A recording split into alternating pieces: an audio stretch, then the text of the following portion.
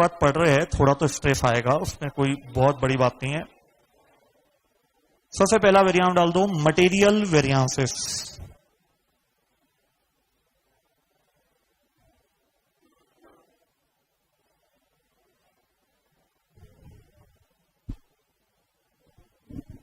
$99 भी नहीं, 100% ये आईपीसीसी लेवल था और रहना चाहिए, लेकिन फाइनल में भी मटेरियल से रिलेटेड सेपरेट क्वेश्चन 8-8, 10-10 नंबर के भी पूछता है, इसलिए ना ये आईपीसी लेवल फाइनल में भी बड़ा काम का है। अब इसमें कुछ टर्मिनोलॉजी यूज होती है, पहले उसको क्लैरिटी होना बहुत जरूरी है, नहीं तो आप मटेरियल से रिलेटेड वेरिएंस नहीं निकाल पाऊंगा। पहली टर्मिनोलॉजी है AQ, stand for actual quantity. आगे स्पेस छोड़ना भैया ना, आगे अपने को और भी लिखना है, अभी एक लाइन पूरी लिखना है। Second SQ, standard quantity. Space छोड़ना, सब में एक एक दो लाइन लिखना है। AP, actual price. Fourth SP, standard price.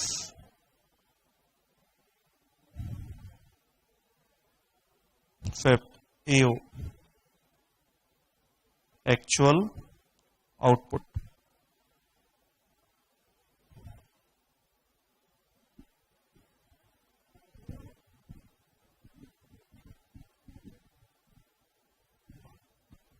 अब AQ और AO में फंडामेंटल डिफरेंस क्या है? बच्चा बहुत कंफ्यूज होकर इन दोनों को इंटरचेंज कर देता है, जबकि दोनों कभी भी इंटरचेंजेबल नहीं।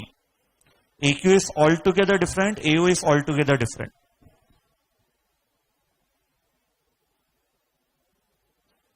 और देखना, आज ही कुछ बच्चे गलती करेंगे, अभी आने वाले 46 हो गए, आने वाले 50 मिनट के अंदर ही कुछ बच्चे, अब देख रहे कुछ बच्चे टाइम ऑन 50 मिनट बोला, मतलब 17:40, ठीक है। तो आने वाले अभी 50 मिनट के अंदर ही आप ये गलती करोगे, इसलिए बहुत ध्यान से समझ लेना, AQ और AO कभी भी सेम हो ही नहीं सकते। AO है एक्चुअल आउटपुट, मतलब ये बात कर रहा है फिनिश गुड्स की, जबकि AQ बोला है ना, तो AQ इनपुट की बात कर रहे हैं हम, और AO मतलब आउटपुट। तो दोनों कभी भी आपस में इंटरचेंज मत कर देना। AQ अपनी जगह लगेगा, AO अपनी जगह लगेगा, कभी ऐसा नहीं हो सकता एक नहीं दिया तो हम ये मान लेंगे कि दूसरा उसके बराबर होगा, never ever. Actual quantity denote करता है इनपुट, एक्चुअल आउटपुट डिनोट करता है finish goods, they are not at all same. ठीक है, तो ध्यान रखना है, पहला पॉइंट ये डिनोट कर रहा है हमारा फिनिश गुड्स, जिसे हम फोल्ड आउट करेंगे। अब इन दोनों में सिमिलरिटी क्या है या डिफरेंस क्या है? लैंग्वेज में बोल के बताओ, और मेरी तरफ से 170 वाली सिल्क पाओ। और बहुत ही सिंपल सवाल पूछ रहा हूं, पिछले 1 घंटे से अपन यही डिस्कस कर रहे थे। पूरी कंप्लीट लैंग्वेज चाहिए, वर्ड्स मेरे ना हो चलेगा, मीनिंग पूरा वही आना चाहिए। AQ और SQ को एक एक लाइन में डिस्क्राइब करना है, और लैंग्वेज लगभग सेम रखना है, सिर्फ आपको डिफरेंस क्रिएट कराना है। सर देखो लैंग्वेज पूरी वही है, बस ये अंतर है दोनों।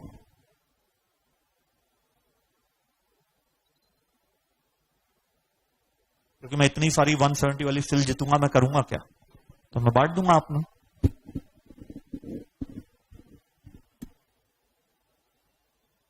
लैंग्वेज अच्छे से ड्राफ्ट कर लो ना, उसमें फिर 1% भी कम ज्यादा नहीं चाहिए, मीनिंग पूरा आना चाहिए। कुणाल रहने देना, बता रही ना?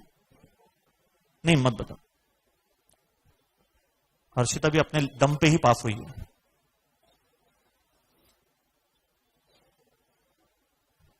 दो को मौका दूंगा, एक बॉयज एक गर्ल्स, है ना, टाइम कम है इसलिए। अब जिससे किस्मत रही उसके बाद आएगा। पूरा कंप्लीट लैंग्वेज ड्राफ्ट होगी। चलो कौन बोल रहा है, अब किससे पूछूं मैं? बोलो दिनेश।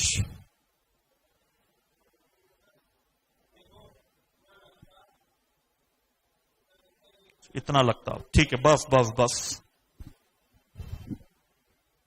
एक बॉयज, अब एक गर्ल्स। बॉयज हाथ नीचे कर दो बेटा, आपको मतलब नहीं चाहूंगे। गर्ल्स में कौन बोल रहा है? कोई भी बोल दो। नूरजहां बोल दो, उधर बोल दो। कौन बोल रहा है नूरजहां की? वो बोलो मैडम। अरे अपनी एक्चुअल क्वांटिटी डिनोट्स वो क्वांटिटी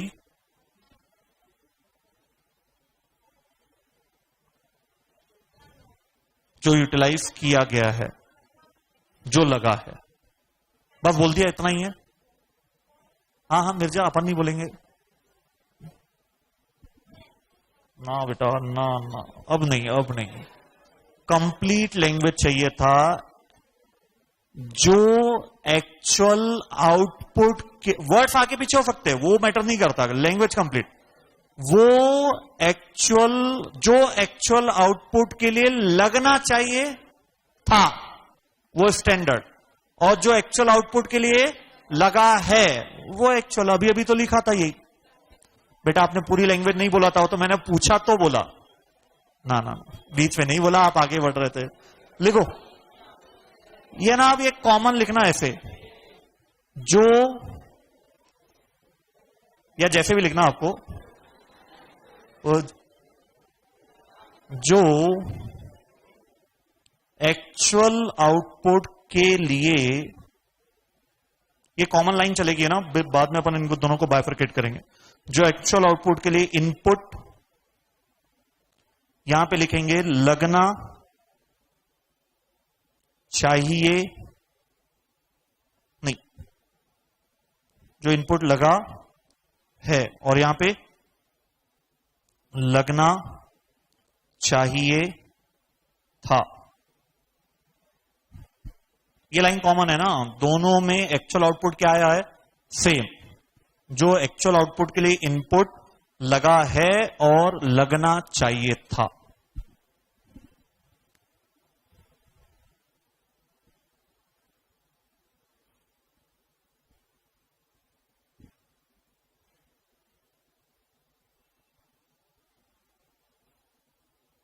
ग्रामर इतना काम नहीं आया होगा आपको वहां पे, जितना यहां पे काम आएगा। लगा था, लगना चाहिए था,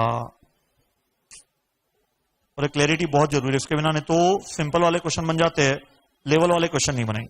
अब एपी और एसपी कौन बता रहा है? एपी और एसपी क्या, इसको भी लैंग्वेज में बोलना है। अब कुछ बच्चे नकल मारेंगे, जो एक्चुअल आउटपुट के लिए लगना चाहिए था और लगा है। अरे ऐसा नहीं चलेगा, लैंग्वेज चेंज हो जाती है बेटा। एक मैं बोलता हूं, दूसरा आप बोलना। इनपुट की एक क्वांटिटी जितने में खरीदी जानी, अरे आगे बोलो ना। इनपुट की एक क्वांटिटी बोला, जितने में खरीदी जानी चाहिए थी, और ये लैंग्वेज सेम रखो, वो डिफरेंस क्रिएट कराओ। इनपुट की एक क्वांटिटी कितने में खरीदी गई, लैंग्वेज सेम रखना तो बहुत मीनिंगफुल कंपैरिजन होता है। लिख दो दोनों में, इनपुट की एक क्वांटिटी, कॉमन लिखना है, कॉमन लिख रहे हो ना। इनपुट की एक क्वांटिटी कितने में यहां पे खरीदी गई,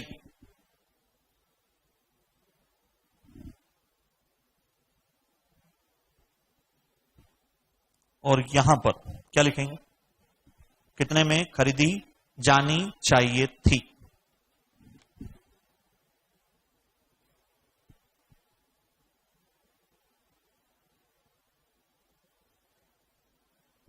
तो मुद्दे की बात एक ही है, एक्चुअल क्वांटिटी और एक्चुअल आउटपुट कभी भी इंटरचेंजेबल नहीं हो सकते। एक इनपुट की बात करता है, दूसरा आउटपुट की बात करता है, कभी कभी कभी नहीं। अब एक काम करो ना, जो पढ़ा है उसको एक बार दो चार हाथ हो जाए उसके साथ। आ जाओ, पेज नंबर स्टैंडर्ड का कौन सा पेज नंबर है भाई?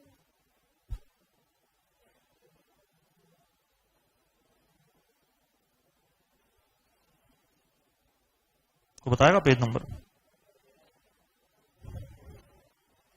जल्दी से आप उसी नोट्स में, वहां पे आपको स्पेस दिया गया है, C1 से लेकर C7 तक आप ट्राई करें और पता लगाए स्टैंडर्ड क्वांटिटी। हर में आपको बस स्टैंडर्ड क्वांटिटी पता लगाना है। चलो जल्दी, लवकर लवकर।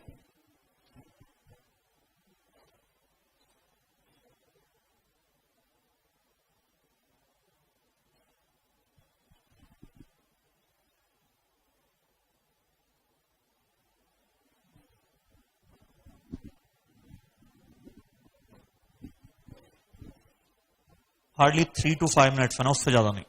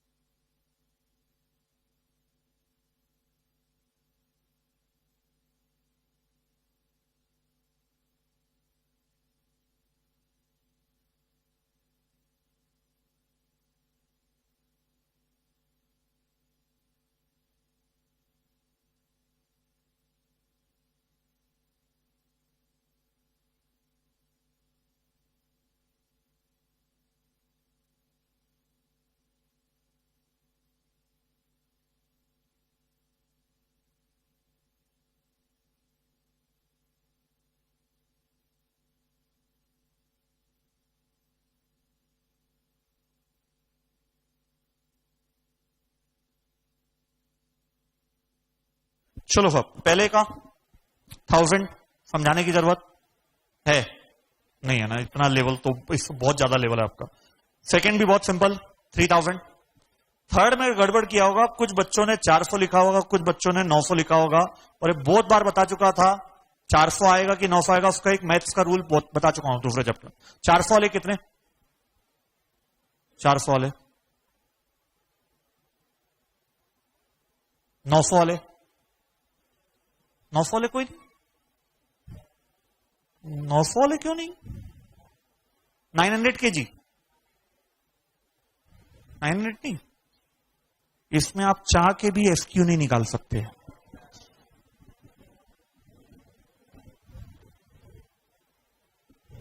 इसमें आप चाह के भी एसक्यू नहीं निकाल सकते बॉस। एसक्यू निकालने के लिए आपको क्या चाहिए? Actual output. एक्चुअल आउटपुट तो दिया ही नहीं है, और कभी भी आप एक्यू को एक्चुअल आउटपुट नहीं मान सकते हो, क्लियर कट बोला था।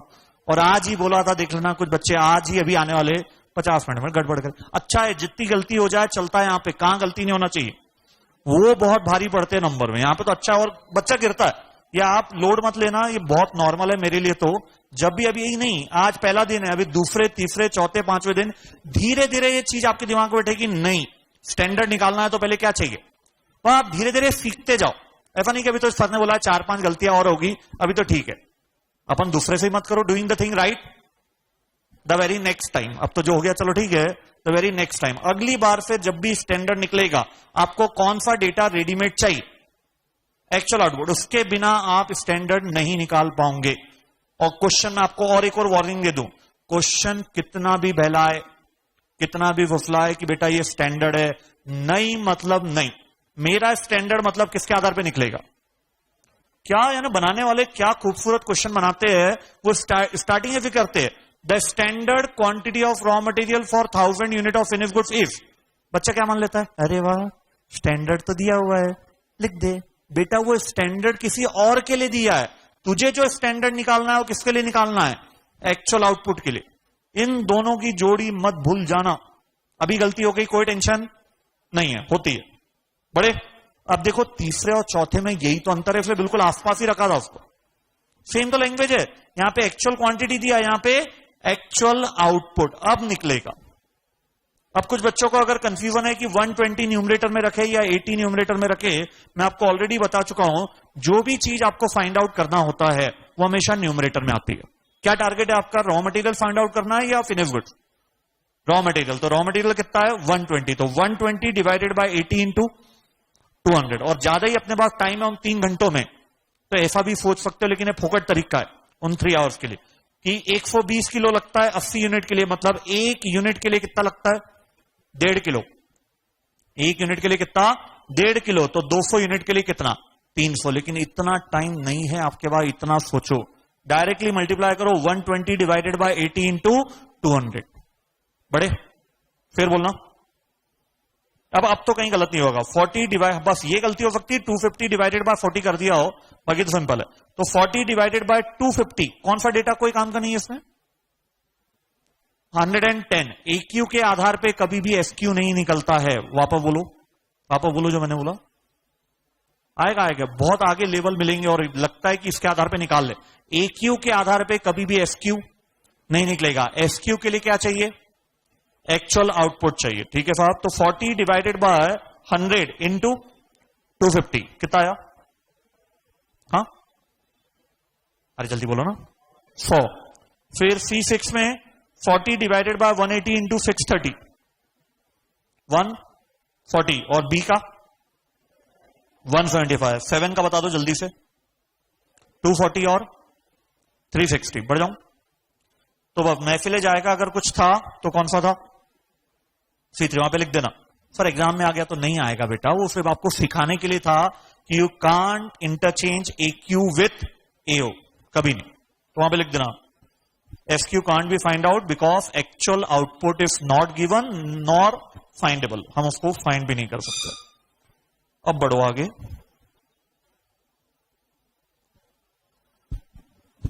अब हेडिंग डालो, मटेरियल चल रहा है तो आज भी मटेरियल, कल भी लगभग आधे से ज्यादा दिन मटेरियल चलेगा। Variance in case of single type of raw material, heading डाल दो, variance in case of single type of raw material. क्या मतलब है इसका, variance in case of single type of raw material? हम क्वांटिटी वाली बात नहीं कर रहे, हम यहां पे मटेरियल के टाइप की बात कर रहे हैं। मतलब मेरे फिनिश गुड्स बनाने में सिर्फ कितना मटेरियल लगता है, एक ही मटेरियल लगता है, उसकी क्वांटिटी कितनी भी हो वो मैटर नहीं करती। कि एक फिनिश गुड्स बनाने में आधा किलो लगता हो, 4 किलो लगता हो, वो मैटर नहीं है। यहां पे हम बात कर रहे हैं टाइप ऑफ रॉ मटेरियल,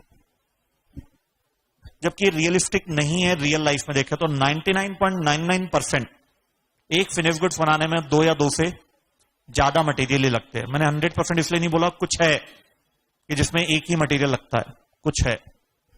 किसी को बता दो, सोचना बहुत रेयर है, ज्यादा दिमाग नहीं लगना उसमें, लेकिन एग्जामिनेशन के लिए बड़ा इंपॉर्टेंट है।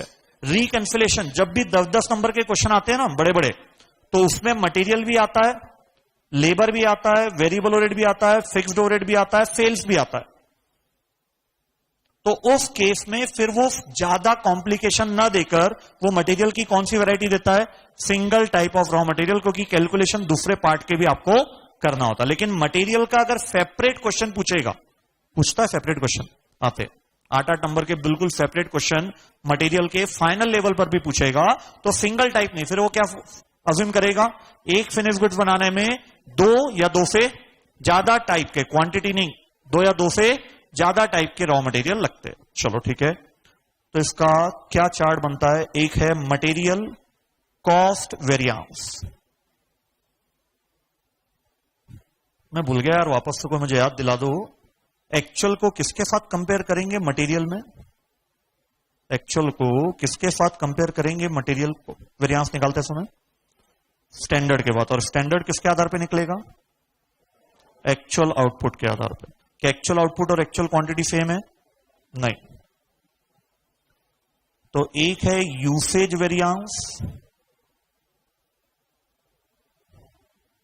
यूसेज का सिंपल मतलब कंजम्पशन वेरियांस, और एक है प्राइस वेरियांस।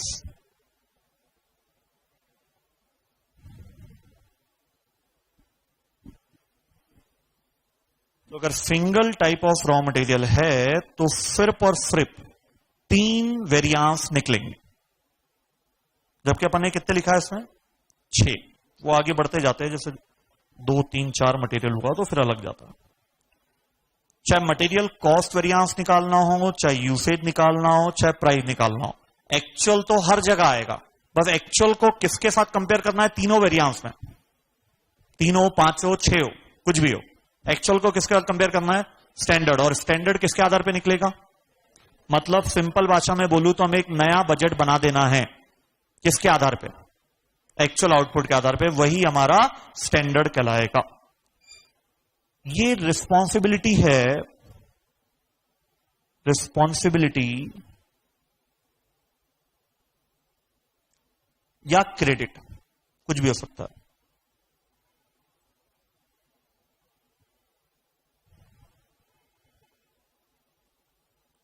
रिस्पॉन्सिबिलिटी कब, जब एडवर्स वेरियांस हो, तो अपन बोलते हैं ना तू रिस्पॉन्सिबल है इसके लिए। और क्रेडिट कब, जब फेवरेबल। कौन सा डिपार्टमेंट रिस्पॉन्सिबल या किसको क्रेडिट मिलेगा, प्रोडक्शन डिपार्टमेंट को, क्योंकि कंजम्पशन वेरियांस है। यहां पे कोई बता सकता है इसी को कट कॉपी पेस्ट करके, बहुत ही सिंपल है। यहां पे किसकी रिस्पॉन्सिबिलिटी है, किसको क्रेडिट दिया जाएगा, परचेज डिपार्टमेंट को।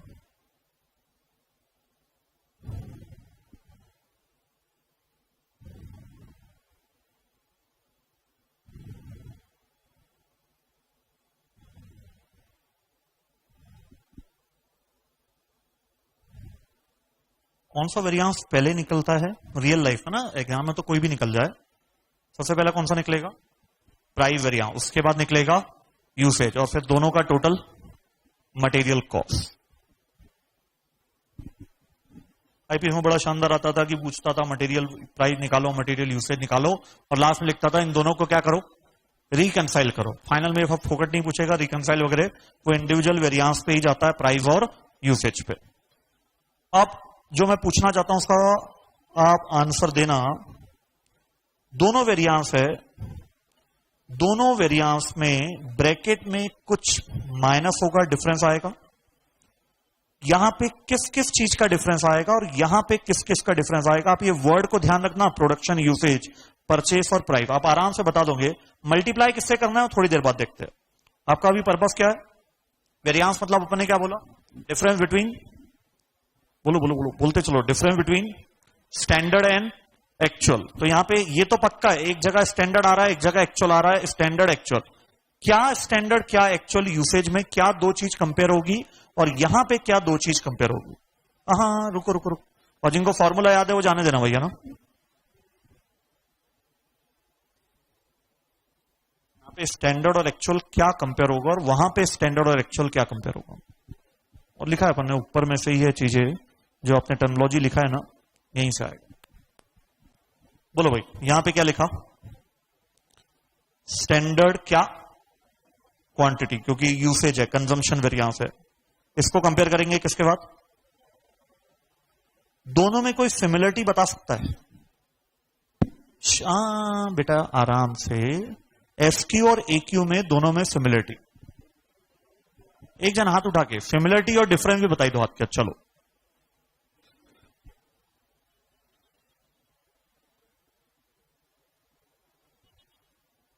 कुणाल, और भी लोग हैं बेटा क्लास में।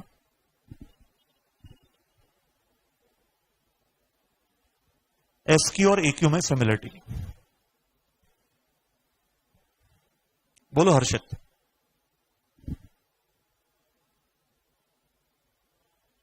एक्चुअल आउटपुट, बहुत बढ़िया बेटा, वेरी गुड।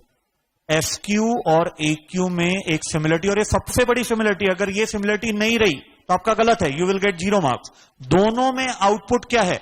सेम। ये क्वांटिटी, अब डिफरेंस भी आ रहा है और साथ में सिमिलरिटी क्यों हुआ वो भी आ रहा है। ये क्वांटिटी लगी है किसको बनाने के लिए? ये क्वांटिटी लगी है किसको बनाने के लिए? एक्चुअल आउटपुट को बनाने के लिए। जबकि इतने ही एक्चुअल आउटपुट को बनाने के लिए ये क्वांटिटी लगनी चाहिए थी। अगर आउटपुट सेम नहीं है तो ये क्वांटिटी कंपेरेबल नहीं होगी। यहां पे क्या कंपेयर करूं बताना? स्टैंडर्ड प्राइस और, एक बार इसको बोल दो ना अपने मन में, स्टैंडर्ड प्राइस का मतलब क्या? बहुत जरूरी है, नहीं तो वो ना क्लैरिटी नहीं मिलती है। इनपुट की एक क्वांटिटी कितने में खरीदी जानी चाहिए थी, वो एसपी, और कितने में खरीदी गई वो एपी। ठीक है साहब। अब ये तो क्वांटिटी का डिफरेंस आ जाएगा, इसको मल्टीप्लाई किया जाएगा प्राइस के साथ। ये प्राइस का डिफरेंस आएगा, इसको मल्टीप्लाई किया जाएगा क्वांटिटी के बाद। अब आपको अब सोचना क्या है, यहां पे एक्चुअल प्राइस आएगी या यहां पे स्टैंडर्ड प्राइस आएगी? सेम चीज आपको यहां पे सोचना है। फॉर्मूले जिनको याद है वो निवेदन या पार्टिसिपेट नहीं करेंगे, मतलब नहीं। यहां पे एक्चुअल क्वांटिटी आएगी, यहां पे स्टैंडर्ड क्वांटिटी आएगी।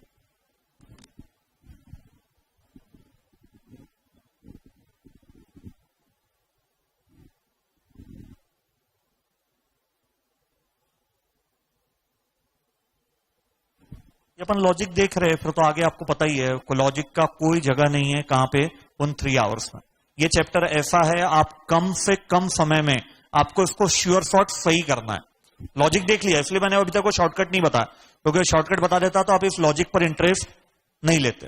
कोई फॉर्मूला डिराइव करने की कुछ भी जरूरत नहीं है, 31 फॉर्मूले ऑटोमेटिकली होना है, सिर्फ 3 चीजें ध्यान रख के। लेकिन अभी तो सोचो, क्योंकि लॉजिक का सही में कोई सब्सटीट्यूट नहीं है, उन 3 आवर को छोड़ दो। बोलो भाई, यहां पे प्राइस आएगी एक्चुअल। फिर बताया, यहां पे अगर एक्चुअल लिख दिया, गलत है, क्या गलती हो रही है? लिख दिया ना, क्या गलती? अब देखो, जिन्होंने जितनी आवर लगाया था ना स्टैंडर्ड स्टैंडर्ड, अब बोलो, ऐसा फॉर्मूले याद है इनको, ऐसा रटे इन्होंने। अगर मैंने एपी लिख दिया तो इस चीज के लिए तो प्रोडक्शन डिपार्टमेंट जवाबदार है, या इसका क्रेडिट उसे मिलना चाहिए। जवाबदार कब होगा? समझते हैं क्रेडिट कब, ये ठीक है। लेकिन अगर आपने यहां पे एक्चुअल प्राइस लिख दिया ना, तो या तो आपने इसको रिस्पॉन्सिबल मान लिया, या तो आपने इसको क्रेडिट दे दिया जिस चीज से प्रोडक्शन डिपार्टमेंट का दूर दूर तक कोई लेना देना नहीं है। अगर मटेरियल कम में पड़ा है, कम में परचेस हुआ है, why should he will get the credit? उसका तो इसमें कोई हाथ ही नहीं है। अगर मटेरियल ज्यादा में परचेस हुआ है तो why should he will suffer, इसका तो उसमें कोई रोल ही नहीं है। तो एक बड़ी इंपॉर्टेंट लाइन है, मैं अभी लिखाता हूं थोड़ी देर बाद आपको। एक डिपार्टमेंट सिर्फ एक ही फैक्टर के लिए क्या माना जाएगा, रिस्पॉन्सिबल माना जाएगा, वो दो फैक्टर के लिए रिस्पॉन्सिबल नहीं माना जा सकता है। प्रोडक्शन के हाथ में क्या है, प्राइस है या कंजम्पशन रेशियो है, कंजम्पशन रेशियो, तो इसको कभी भी प्राइस के लिए जवाबदार नहीं माना जाएगा। मतलब मैं इसको मल्टीप्लाई करूंगा कौन सी प्राइस के बाद, स्टैंडर्ड प्राइस के बाद, मतलब जितने में खरीदा जाना था, कम में खरीदा गया, ज्यादा में खरीदा गया, उसको इससे कोई मतलब नहीं है। कंजम्पशन रेशियो के लिए वो रिस्पॉन्सिबल है, जबकि यहां पे बोलना स्टैंडर्ड आएगा ना, है तो एक्चुअली कोई बताए स्टैंडर्ड क्यों नहीं। फिर यार आपने क्वांटिटी के लिए परचेज डिपार्टमेंट का जवाबदार मान लिया, स्टैंडर्ड आनी चाहिए थी ना। सिंपल सा लॉजिक है, जो क्वांटिटी परचेज किया है उस पर ये वेरियांस आ रहा है, न कि जो क्वांटिटी कंज्यूम्ड होनी चाहिए थी उस पर ये वेरियांस आया होगा। और ये तो बाद में वेरियांस आएगा, मैंने इसलिए पहले बोल दिया था, ये बाद में वेरियांस आएगा। सबसे पहले कौन सा वेरियांस आ चुका होगा, प्राइस वेरियांस। और जो एक छठवां फॉर्मूला है ना, इसमें अभी 3 हुए, 2 और पढ़ेंगे, और एक और फॉर्मूला जो मटेरियल में है वो आपको आगे चल के क्या बताएगा, प्राइस वेरियांस भी 2 पार्ट में बाइफरकेटेड होते हैं। प्राइस, अभी मत लिखना, प्राइस वेरियांस भी कितने पार्ट में बाइफरकेटेड होते हैं, 2। पहला एक्चुअल क्वांटिटी परचेज के आधार पर निकाला हुआ, और दूसरा तो बता सकता है एक्चुअल क्वांटिटी कंज्यूम पे आधार पे निकाला हुआ। कोई ऐसा नियम थोड़ी ना यार कि आपने खरीदा 1000 और सही में कंज्यूम भी हो गया 1000, this is not practically possible. खरीदोगे ज्यादा और कंजम्पशन होगा कम, क्योंकि आप लेवल ऑफ स्टॉक भी तो मेंटेन करते ही करते हो। तो ये बाद में आएगा, अभी नहीं जाएंगे इस पे अपन। तो सिंपल सा रूल, यूसेज में क्या कंपेयर करना है, क्वांटिटी का डिफरेंस, प्राइस में क्या कंपेयर करना है, प्राइस का difference. One department is responsible for only one factor, तो आप यूसेज प्रोडक्शन को किसके लिए रिस्पॉन्सिबल नहीं मानोगे, प्राइस के लिए। इसलिए यहां पे कौन सी प्राइस लेना पड़ेगा, स्टैंडर्ड प्राइस। और ये जो डिफरेंस आया होगा ये उन क्वांटिटी पर नहीं आया होगा जो कंज्यूम्ड होनी चाहिए थी, ये उन क्वांटिटी पर आया होगा जो एक्चुअली परचेज्ड हुई है। ऐसा बड़े, अब कुछ एग्जामिनेशन के बाहर की दुनिया बहुत जरूरी है। कितने बच्चे ईमानदारी से बताना, आपने 11th में P&L बनाना सीखा, आपने बैलेंस शीट बनाना सीखा, इवन आईपीसीसी लेवल पर भी आपने फाइनल अकाउंट का एक चैप्टर था और उसका क्वेश्चन आता था, वहां पे पूरे balance sheet, working note, P&L बनाते थे आप। कितने बच्चे अभी आर्टिकलशिप में, बहुत पूरे बैच है, मान के चलो ना, हाँ अच्छी जगह सही है, मान के चल रहा हूं। कितने लोग ने मैन्युअली बनाया है P&L और बैलेंस शीट और ट्रायल बैलेंस? कोई हाथ मत उठा देना, तो मैं तो रिकमेंड करूंगा छोड़ दे वो फर्म। 25-30 साल पहले की दुनिया जी रहे हो, कुछ भी नहीं बनता, पूरा किससे बनता है, सिस्टम जनरेट करता है। आपको क्या करना होता है, एक चार्टर्ड को एडजस्टमेंट, क्या चीज कम करना, क्या चीज ज्यादा करना, ये कंप्यूटर नहीं करता है। क्लाइंट का जो मोटिव होता है उसके हिसाब से हम कम ज्यादा कर देते हैं। इसी प्रकार से जब आप रियल लाइफ में कंसल्टेंसी दोगे कॉस्टिंग की ना, तो जैसे ही आप उसके बाद बैठोगे आपके सामने एक रिपोर्ट रख देगा, किसकी, कि ले ये यूसेज वेरियांस इतना है, फेवरेबल एडवर्स है, सब कुछ बता देगा। तो फिर आप क्या करोगे? और फैक्ट है, पायरेटेड सॉफ्टवेयर मार्केट में अवेलेबल, आज ही गूगल पे आप डाउनलोड कर लो, आप डिटेल डाल दो, पूरे वेरियांस ऑटोमेटिकली आपको कैलकुलेट करके दे देगा। और ये अपना सीए फाइनल लेवल है ना, बस इतना ही है, जबकि गलत है। इसके आगे इंस्टीट्यूट को पढ़ा जाना चाहिए था कि जो वेरियांस आया इसका इंटरप्रिटेशन क्या, वो नहीं बताता है, वही नहीं अपने सिलेबस। क्योंकि बड़ा इंपॉर्टेंट है कि भाई इसका इंटरप्रिटेशन क्या, अगर ये एडवर्स आता है तो मैं क्या मानूं, ये फेवरेबल आता है तो मैं क्या मानूं। कोई बता सकता है इसको? अगर ये एडवर्स आ रहा है, ये मत बोलना सर मटेरियल ज्यादा लगा, फेवरेबल आ रहा है मटेरियल कम लगा है, मुझे भी पता है, कुछ मीनिंगफुल।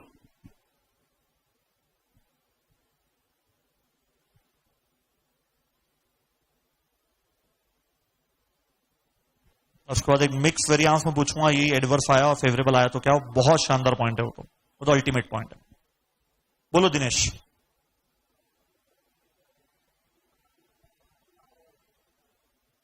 एडवर्स में ज्यादा वेस्टेज कर रहे हैं, ज्यादा वेस्टेज का मतलब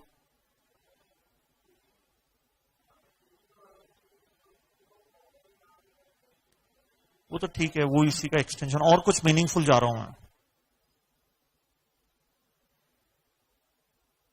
बोला आपने बिल्कुल सही, कहीं गलत नहीं है। एडवर्स का मतलब है नॉर्मल लॉस से ज्यादा लॉस हो रहा है। एडवर्स का मतलब नॉर्मल लॉस से ज्यादा लॉस हो रहा है। कहने का मतलब ध्यान से सुनना, अगर यह जीरो है, वेरियांस जीरो हो सकता है? अरे हो सकता नहीं हो सकता? किताब में तो हो सकता है ना, वेरियांस जीरो है। इसका मतलब यह नहीं है कि लॉस नहीं हुआ। आपके सामने रिपोर्ट ला दिया उसने, जीरो, हाँ वाह, टीके में डॉक कर दिया, no abnormal wastage, no loss. ऐसा नहीं है बॉस, यहां पे जीरो है, इसका मतलब जितना नॉर्मल लॉस सोचा था उतना ही टोटल लॉस हुआ है। वर्ड क्या बोला? जितना नॉर्मल लॉस सोचा था उतना ही टोटल लॉस हुआ है, ना कम ना ज्यादा। मतलब यहां पे नॉर्मल लॉस तो हुआ है लेकिन एबनॉर्मल लॉस कुछ भी नहीं हुआ। अगर ये एडवर्स आता है, इसका मतलब ये नहीं है कि लॉस हुआ, इसका मतलब है नॉर्मल लॉस से ज्यादा टोटल लॉस है। मतलब जो भी एडवर्स वेरिएंस आ रहा है, जितने भी रुपए आ रहा है, ये डिनोट टोटल लॉस को नहीं कर रहा है, ये डिनोट किसको कर रहा है? एबनॉर्मल लॉस के अमाउंट को कर रहा है। अगर यहां पे फेवरेबल आ रहा है तो ये डिनोट किसको कर रहा है? एबनॉर्मल गेन के अमाउंट को डिनोट कर रहा है। ये बहुत जरूरी है ना, क्योंकि वेरिएंस तो आप निकाल लोगे, जरूरत ही नहीं है। रियल लाइफ में वेरिएंस बिल्कुल क्लाइंट आपको प्रोवाइड कर देता है। आपको जो मैकेनिज्म डेवलप करने के लिए आपको ये पता होना चाहिए, यार जीरो आता है तो क्या, एडवर्स आता है तो क्या, फेवरेबल आता है तो। जीरो आता है तो वापस से बोल दो एबनॉर्मल लॉस नहीं हुआ, नॉर्मल लॉस हुआ क्या? हाँ, नॉर्मल लॉस तो मैं बोल रहा हूं तीनों में हुआ है। नॉर्मल लॉस तो तीनों में हुआ है। यहां पे normal loss is equal to total loss. Normal loss is lower than total loss, मतलब टोटल लॉस हमारा ज्यादा हुआ है, मतलब एबनॉर्मल लॉस है। यहां पे normal loss is greater than total loss, मतलब जितना लॉस होना चाहिए था उतना लॉस नहीं हुआ, मतलब हमने एबनॉर्मली गेन किया है। और अगर आपका क्लाइंट टीक्यूएम लगा रहा है, क्लाइंट क्या लगा रहा है? टीक्यूएम, तो कंटिन्यूअसली आपको ये वाला वेरिएंस मिलना चाहिए। जरा सोचो, कंटिन्यूअसली आपको ये वाला फेवरेबल वेरिएंस मिलना चाहिए अगर आपका क्लाइंट टीक्यूएम लगा रहा है तो। क्यों? धीरे धीरे वेस्टेज क्या होते जाएंगे? कम होते जाएंगे, क्योंकि आप अब सिस्टम पर ज्यादा इंप्लीमेंट कर रहे हो। तो अपन ने पढ़ा था जो इंटरनल फेल्यूर, याद है? इंटरनल फेल्यूर कॉस्ट आपकी दिन पर दिन कम होते जाएगी या बढ़ते जाएगी टीक्यूएम पे? पर भूल गया ना सर सब। इंटरनल फेल्यूर दिन पर दिन कम होते जाएगा। इंटरनल फेल्यूर मतलब ये सब वेस्टेज का ही अमाउंट होता था, तो दिन पर दिन कम होते जाएगा, मतलब दिन पर दिन आपका फेवरेबल वेरिएंस आना चाहिए। और टीक्यूएम लगाने के बाद भी कंटिन्यूअसली, वन टाइम नहीं, कंटिन्यूअसली अगर एडवर्स आ रहा है मतलब आपको टीक्यूएम बेनिफिट नहीं कर रहा है। तो ध्यान रखना भैया ना, इन सबके एनालिसिस होते हैं, उसके बाद ये चीजें फिर रियल लाइफ में इंप्लीमेंट हो सकती है। बड़े तो ये हो गया मटेरियल कॉस्ट वेरिएंस। कब कब? इन case of single type of raw material. मुद्दे की बात एक ही रही, एक्चुअल को किसके बाद कंपेयर करना है? स्टैंडर्ड के बाद। और वो लाइन लिखो आप, एक टॉप मार्जिन में लिखना कॉपी के रेड पेन से।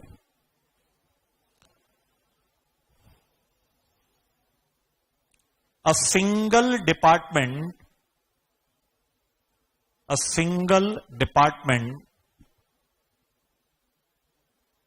is responsible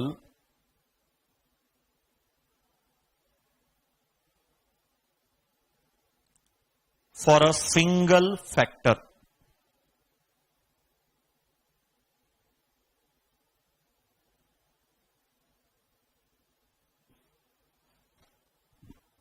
हो गया? अब लिखो variance in case of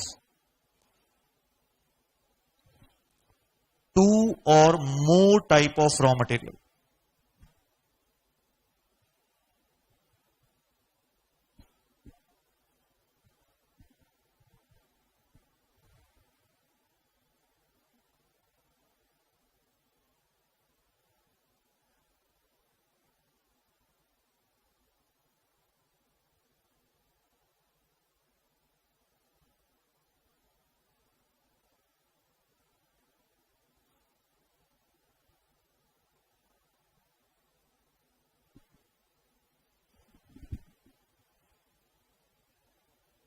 same chart बना दो वापस से, ये वाला variance in case of two or more types of raw material.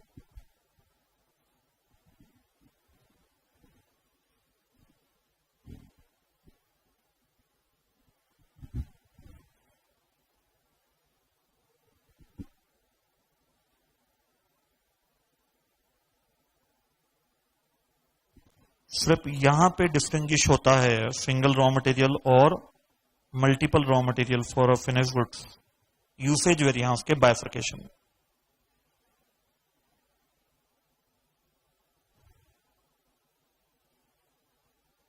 Usage को यहां पे बाइफर्केट किया जाएगा मिक्स वेरिएंस और यील्ड वेरिएंस में।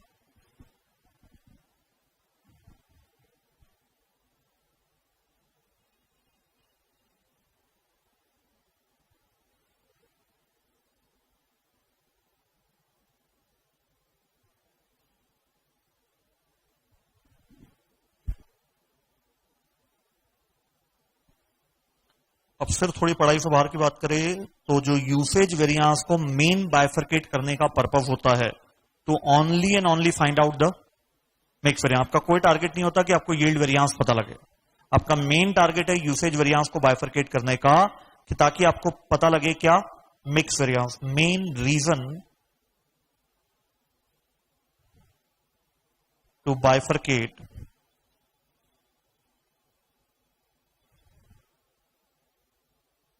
यूसेज वेरिएंस,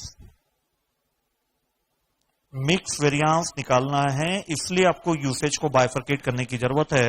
और जो रेसिडरी अमाउंट आता है हम उसको बोल देते हैं यील्ड वेरिएंस, उसका अपना कोई इंटरप्रिटेशन नहीं होता है।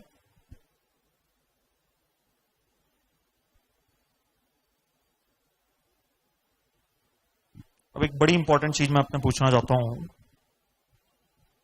देखो जो वेरिएंस आया होगा सो आया होगा, ठीक है। जब क्लाइंट आपके लिए, फिर पढ़ाई से थोड़ी बाहर की चीज है लेकिन बहुत इंपॉर्टेंट है, इसके बिना आप रियल लाइफ की दुनिया इमेजिन नहीं कर सकते हो। कोई पैसे नहीं देने वाला अगर आपको ये नॉलेज ना हो। एकदम बेसिक नॉलेज बता रहा हूं मैं, तो बहुत ज्यादा इनडेप्थ जा भी नहीं रहे अपन रियल लाइफ में, लेकिन जो एकदम मस्ट है आपके लिए जानना वो एकदम मस्ट है। जो वेरिएंस आया होगा वो आप निकालोगे या वो रिपोर्ट में निकला हुआ है? निकला हुआ है, वो तो रेडीमेड निकला हुआ है। आपको क्लाइंट जो रिपोर्ट देगा उसमें पता लग जाएगा प्राइस वेरिएंस फेवरेबल एडवर्स और मिक्स वेरिएंस फेवरेबल एडवर्स। आप क्या एक्सपेक्ट कर रहे हो? प्राइस वेरिएंस आप क्या एक्सपेक्ट कर रहे हो? जो आया है वो तो आया है, बाबा बोल रहा ना। जब आप रिपोर्ट देखते हो तो आपको मन में क्या है कि प्राइस वेरिएंस क्या हुआ तो बहुत अच्छा है, मिक्स वेरिएंस क्या हुआ तो बहुत अच्छा है। जरा आप मुझे गाइड करो, कौन सा वेरिएंस आप एडवर्स एक्सपेक्ट करते हो और कौन सा वेरिएंस आप फेवरेबल एक्सपेक्ट करते हो? मतलब जो हुआ है फिर तो हुआ है, बार बार बोल रहा हूं ना। एक्सपेक्टेशन क्या है आपकी?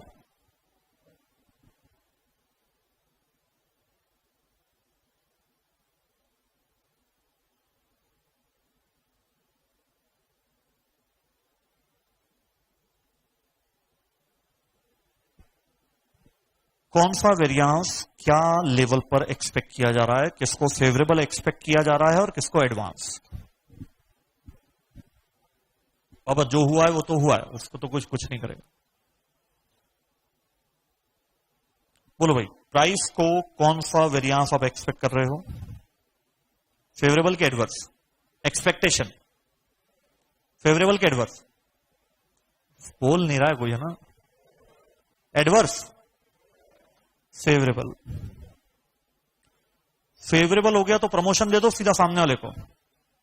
चेक करो कहीं अगर मार्केट में ही प्राइस कम हो गई हो, मार्केट में ही प्राइस कम हो गई हो तो वो भी एक रीजन होता है फेवरेबल का। फिर आपको ये भी एनालाइज करना पड़ेगा मार्केट में प्राइस क्या चल रही थी जिस समय परचेस किया गया। क्या पता लगता है मार्केट में क्या प्राइस चल रही थी?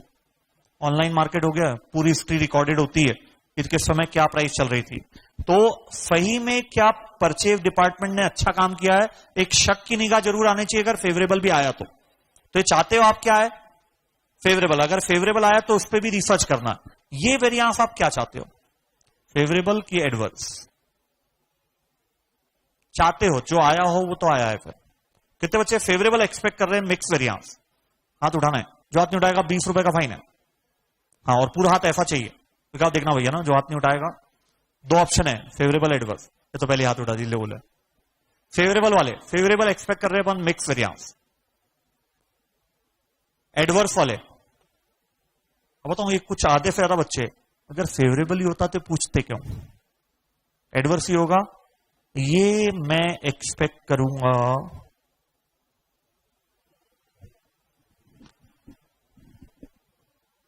नहीं चाहिए मुझे फेवरेबल वेरिएंस, नहीं चाहिए मुझे एडवर्स वेरिएंस, मुझे जीरो चाहिए। फेवरेबल भी नहीं चाहिए, जबकि मैं यहां पे चाहता हूं जीरो ना हो, एडवर्स ना हो, फेवरेबल हो। अच्छा है भाई, फेवरेबल हो तो बहुत बढ़िया, 4 पैसे बचे। यहां पर तो मैं चाहता हूं ना फेवरेबल हो ना एडवर्स हो, ना अच्छा भला है ना बुरा भला है, दोनों ही बुरे। मुझे तो जीरो चाहिए, मतलब जीरो ही चाहिए। और पढ़ाई के बाहर की बात कर रहे हैं अपना ना, लेकिन बड़ा मस्ट है आपको ये जानना। वो 4 नहीं आता नहीं तो फाइनल लेवल के स्टैंडर्ड कॉस्टिंग का, ये जीरो ही चाहिए।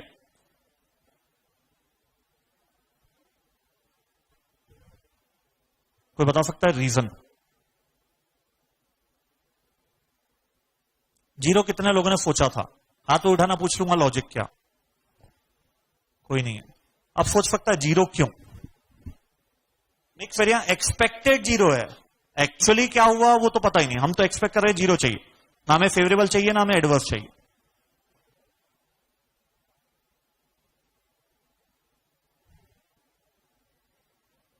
बोलो अगोने साहब, बहुत थके थके लग रहे हो आज, बहुत दिनों बाद 10 दिन बाद पढ़ रहे हो ना। नहीं, कोई बता रहा है जीरो क्यों? Why this? बोलो गुप्ता जी। 2 प्रोडक्ट नहीं, 2 रॉ मटेरियल, 2 रॉ मटेरियल से मिलकर अपना फाइनल प्रोडक्ट बन रहा है।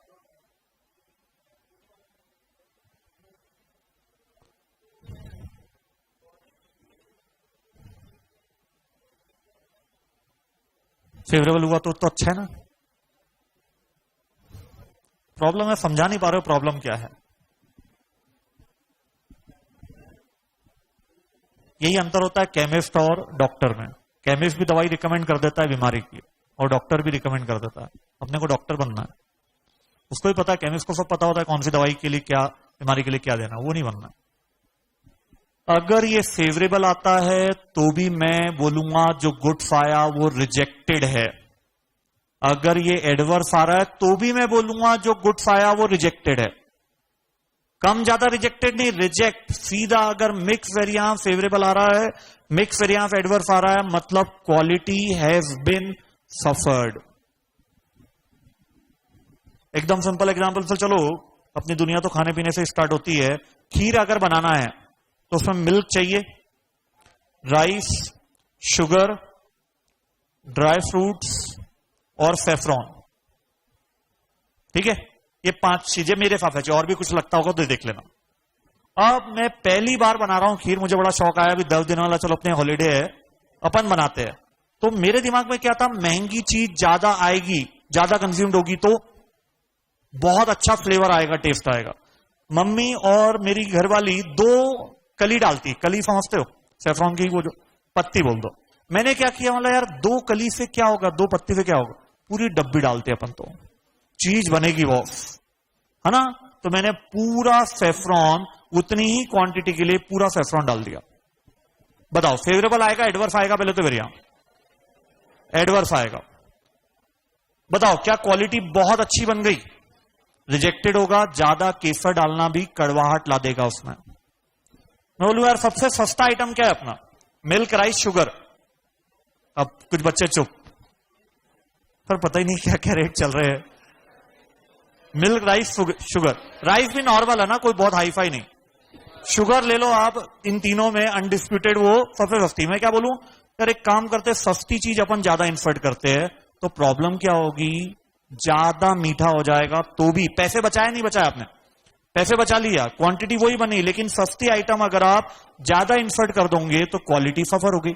माना वेरिएंस क्या आ गया, फेवरेबल, लेकिन क्वालिटी सफर। चाहे आप सेफ्रॉन ज्यादा डालो, चाहे आप शुगर ज्यादा डालो। सेफ्रॉन ज्यादा डाल रहे हो तो एडवर्स, शुगर ज्यादा डाल रहे हो तो फेवरेबल। दोनों ही केस में आपकी खीर क्या हो जाएगी, रिजेक्टेड। बिल्डिंग का एग्जांपल ले लो लास्ट। पैसे वालों की कोई कमी नहीं है, फिर भी अगर वॉल बनती है तो उसमें सीमेंट भी यूज होती है और सैंड भी यूज होती है। क्यों होती है यार, कोई पैसे वालों की कमी थोड़ी ना है। पूरा सीमेंट यूज करो ना, ज्यादा मजबूती आएगी, नहीं आएगी, पकड़ नहीं पाएगा, सीमेंट छोड़ देगा। मसाला सुना है कभी? ये वर्ड आपने, टेक्निकल वर्ड है। तो अलग अलग चीज के लिए, अगर आपको फ्लोरिंग के लिए मसाला चाहिए तो उसका जो रेशियो होता है ना, सैंड और सीमेंट का वो अलग होता है। अगर आपको वॉल के लिए चाहिए तो उसके लिए अलग होता है। वॉल में भी दो, ब्रिक्स को जोड़ने के लिए और प्लास्टर करने के लिए, दोनों में मसाला का रेशो अलग अलग होता है, सैंड और सीमेंट का। क्यों? क्योंकि उसका अपना एक रेशो है। जहां आपने रेशो चेंज किया, चाहे आपने पैसे बचाया या पैसे ज्यादा लगाया, आपकी क्वालिटी क्या हो चुकी है? सफर हो चुकी है। तो ध्यान रखना भैया ना, ये बड़ा इंपॉर्टेंट पॉइंट है। जैसे ही आप सीधा दुनिया में एंटर करोगे कंसल्टेंसी के लिए, तो सबसे पहले आपको यह पता होना चाहिए मिक्स वेरियांस कॉर्पोरेट का 0 ही आना चाहिए, ना फेवरेबल ना एडवर्स। अगर फेवरेबल आया, एडवर्स आया, बिना कैलकुलेशन के बोल देना आपका गुड्स क्या हो चुका है? रिजेक्टेड हो चुका है। ये अब नॉर्मल गुड्स नहीं है, ये रिजेक्टेड गुड्स कहलाए।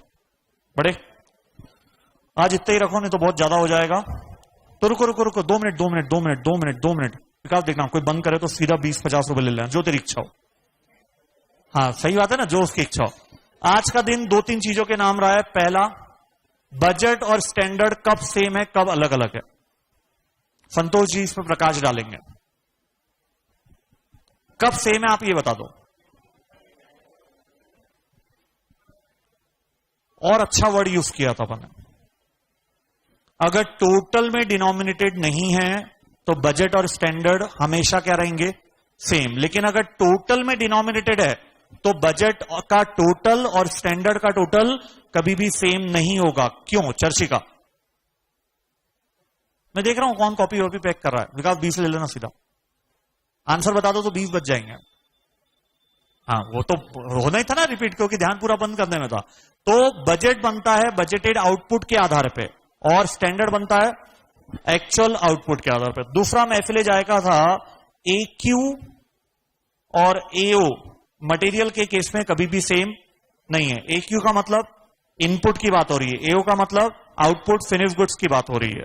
जब मैं AQ या SQ की बात करता हूं तो दोनों में एक सिमिलरिटी है, दोनों में एक सिमिलरिटी है। दोनों में एक्चुअल आउटपुट सेम है, अलग अलग है? सेम। बस ये एक्चुअल आउटपुट के लिए इतना मटेरियल लगा है, ये लगना चाहिए था। तो आज के आनंद की जय।